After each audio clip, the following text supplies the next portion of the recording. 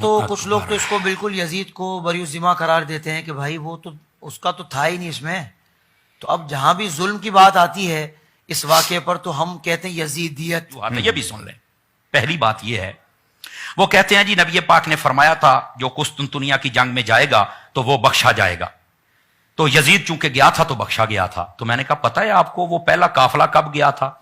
پہلے قافلے میں تو یزید تھا ہی نہیں. یہ اللہ تحقیق بات کر رہا. واہ واہ. ٹھیک ہے پہلی بات. دوسری بات یہ نبی پاک نے خبر دی تھی؟ یہ بالکل کم از کم 20 سال پہلے دی تھی. تو میں نے کہا تم تو نبی کا علم غیب مانتے نہیں ظالمو. اب مان رہے ہو یزید کو جنتی بنانے کے لیے غیب کو بھی مان رہے ہو. تمہیں شرم نہیں آتی ہے؟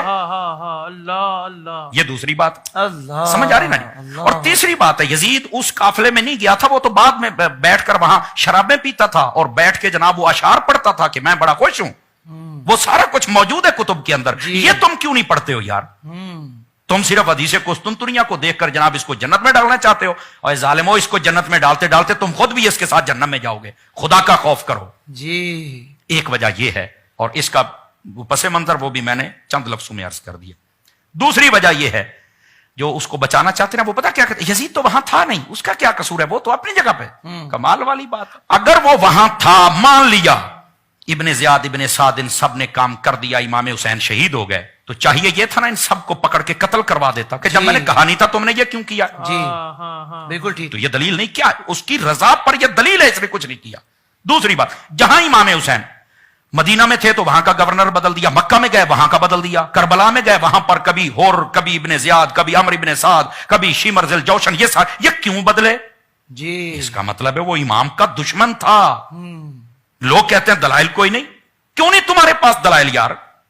امام حسین کے لیے ان کے حق پر ہونے کے لیے تمہارے پاس دلائل نہیں ہے؟ اللہ اکبر اللہ اکبر. خدا کا خوف کریں. ایسے لوگ شرم سے ڈوب کے مر جانا چاہیے جن کو حسین نظر نہیں آتا ہے. یزید کی طرفداری کرتے ہو اور ان کے لیے دلائل ڈھونڈتے. وہ تو وہاں تھا نہیں. یہ آج کا بھی اصول ہے. جب بھی کوئی کام ہو نا تو ظاہر سی بات ہے جو حکمران ہوتا ہے وہ بے شک اسلام آباد میں بیٹھا ہو مجرم وہی کہلاتا ہے. اس کی حکومت میں ہوا ہے. اس کو چاہیے تھا بعد میں پکڑ کر ان کو پکڑتا سزائیں قرار باقی سزا دیتا. نہیں دی ہے تو یہ دلیل ہے اس کی رضا پر. اور تیسری بات لوگ کہتے ہیں کہ اس پر کیا دلیل ہے؟ جی اور بھائی وہ کمینے کا غصہ تو ابھی ٹھنڈا نہیں ہو رہا تھا. جی اسی لیے تو اس نے مدینے پر حملہ کروایا. اللہ یہ تو شہادت حسین کے بعد ہوا ہے نا. یہ تمہیں نظر نہیں آتا؟ یزید کے طرفداروں مکے پر حملہ کروایا. منجنیکوں کے ذریعے پتھر پھینکوائے گئے. آگ لگ گئی خانہ کعبہ کے اندر. مدینہ شریف کی کتنی 3 دن کے لیے نمازیں نہیں ہوئی. یہ تمہیں نظر نہیں آیا؟ اور باتیں کرتے ہیں کہ اس پر دلیل کیا ہے. اندھے ہو گئے. جیسے ان لوگوں کے حلالی ہونے پر دلیل کوئی نہیں ہے نا ویسے یہ سمجھتے ہیں کہ شاید ادھر بھی دلیل کوئی نہیں ہے. خدا کا خوف کرو. بالکل ٹھیک کہا آپ نے.